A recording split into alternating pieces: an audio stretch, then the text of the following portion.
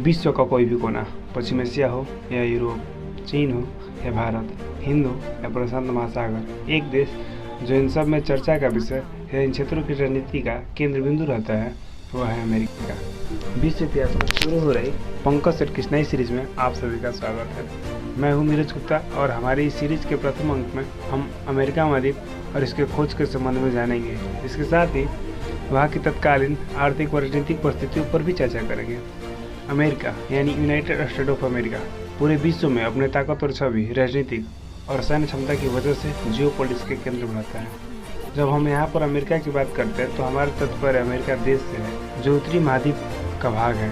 दरअसल अमेरिका महाद्वीप को दो भागों, उत्तरी अमेरिका तथा दक्षिण अमेरिका में बांटा गया है। इस महाद्वीप में कुल 35 देश, जिसमें कनाडा और यूएसए को सामान्यतः एंग्लो अमेरिका तथा बाकी देशों को लैटिन अमेरिका कहा जाता है। अमेरिका महाद्वीप का कोई प्राचीन इतिहास उद्भव नहीं है, क्योंकि यह महाद्वीप तब तक लोगों के लिए अनजान था जब तक यूरोपीय देशों की महत्वाकांक्षाएं और खोजी प्रवृत्तियां अपने चरम सीमा तक नहीं पहुंची। जी हाँ, अगर साधारण शब्दों में कहें तो क्रिस्टोफर कोलंबस के 1492 में अमेरिका महाद्वीप पर पहुंचने से पहले यह महाद्वीप बाकी दुनिया से अनजान व कटा हुआ था। इसलिए इस महाद्वीप को न्यू वर्ल्ड की संज्ञा दी गई। 15वीं शताब्दी में जब यूरोपीय नाविक व व्यापारियों ने यूरोप के बाहर पांव पसारना शुरू किए, तब नई बस्ती के तलाश में उन्होंने अपने समुद्री बीड़े उतारे और मानव मस्तिष्क के खोजकारी प्रवृत्तियों ने उन्हें उत्साहित करके आगे बढ़ाया। कोलंबस की खोज की चर्चा पूरे यूरोप में फैल गई, जिसके बाद कई सारी यूरोपीय शक्तियों ने इस नए विश्व यानी अमेरिका महाद्वीप की तरफ कूच करना प्रारंभ कर दिया और उत्तरी अमेरिका में स्पेन, हॉलैंड, फ्रांस और इंग्लैंड जैसे देशों ने अपनी कॉलोनियां उपनिवेश बना लिए। यूरोपीय देशों में यह वह समय था जब वहां पर सामंतवादी ताकतें अपने चरम सीमा पर थी, जिसकी वजह से बहुत से किसान भूमिहीन हो गए। इसके साथ ही इंग्लैंड में धर्म सुधार आंदोलनों के चलते प्रोटेस्टेंट धर्म का प्रचार हुआ। इसके विरोध में भी अनेक संघ बनी और जेम्स प्रथम तथा चार्ल्स प्रथम की धार्मिक असुरता की नीति से तंग आकर हजारों की संख्या में लोगों ने इंग्लैंड छोड़कर उत्तरी अमेरिका की तरफ जाना आरंभ कर दिया। उत्तरी अमेरिका की इस धरती पर मूल रूप से कई सारी जनजातियां रहती थी, जिन्हें रेड इंडियन कहा जाने लगा।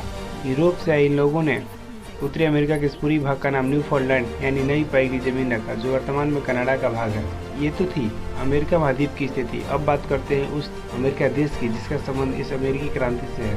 सन 1606 में क्रिस्टोफर न्यूपोर्ट के नेतृत्व में 120 अंग्रेजों ने वर्जीनिया क्षेत्र के जेम्स नदी के किनारे जेम्स टाउन नामक बस्ती बसाई। यह अमेरिका में पहली अंग्रेजी बस्ती थी जो लंदन कंपनी के द्वारा स्थापित की गई। इसके स्थापना के बाद अंग्रेजों ने धीरे धीरे और भी कई बस्तियां स्थापित की। उपनिवेशवाद का यह वह समय था जब इंग्लैंड और फ्रांस दुनिया के अलग अलग हिस्सों में अपनी विशेषता कायम करने में लगे हुए थे। इसी कटुता ने इंग्लैंड और फ्रांस के बीच युद्ध करा दिया। यह युद्ध लगभग 7 वर्षों तक यानी 1756 से 1778 तक चला। इस युद्ध का असर पश्चिम अफ्रीका, अमेरिका, भारत और दक्षिणी पूर्वी एशिया तक देखने को मिला। युद्ध में इंग्लैंड के जीत के साथ ही फ्रांस ने संधि का प्रस्ताव रखा और 1763 में पेरिस संधि के साथ ही युद्ध समाप्त हो गया। इस युद्ध में जीत के साथ ही इंग्लैंड का विश्व में दबदबा कायम हो गया। इस युद्ध का असर भारत पर भी हुआ। फ्रांस ने भारत के अपने सभी उपनिवेश छोड़ दिए और ब्रिटेन को सौंप दिए। वहीं उत्तरी अमेरिका में ब्रिटेन ने अपनी जमीन को मजबूत कर लिया। 1775 तक आते आते ब्रिटेन की अमेरिका में 13 कॉलोनियां हो चुकी थी। इन उपनिवेशों में 90% अंग्रेज, 10% डच, जर्मन, फ्रांसीसी व पुर्तगाली रहते थे। डचों से भी जमीन लेकर न्यू नीदरलैंड का नाम बदलकर न्यूयॉर्क कर दिया, जो वर्तमान में अमेरिका का महत्वपूर्ण शहर है। अब अमेरिका में ब्रिटेन का पूर्ण नियंत्रण था, परंतु इन कॉलोनियों में बड़ी विविधता थी। यहाँ अनाज, गन्ना, तंबाकू, कपास व बागानी फसलों का उत्पादन होता था। दक्षिणी भाग कृषि प्रधान थे और रोपण कृषि करते थे, जो अधिक श्रम वाला कार्य था।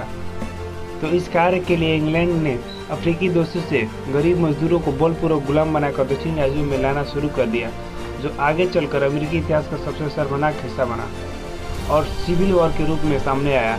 राजनीतिक रूप से नई कॉलोनियों को चुनी हुई क्षेत्रीय असेंबली के द्वारा चलाया जाता।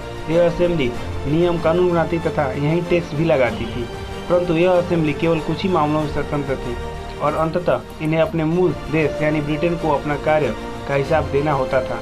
इस जवाबदेही के वजह से धीरे धीरे अमेरिकी लोगों में ब्रिटेन के प्रति असंतोष बढ़ा। 18वीं शताब्दी में यह असंतोष कुछ ज़्यादा ही बढ़ गया जब ब्रिटिश सरकार ने कुछ ऐसे नियम बनाए जो अमेरिकी लोगों व किसानों के हित में नहीं थे। यह तो थी अमेरिकी क्रांति की पहले वाली अमेरिका की स्थिति। वे नियम क्या थे तथा इसके आगे की क्रांति के बीच कैसे फूटा, ये घटनाक्रम अपनी सीरीज के अगले एपिसोड में जानेंगे।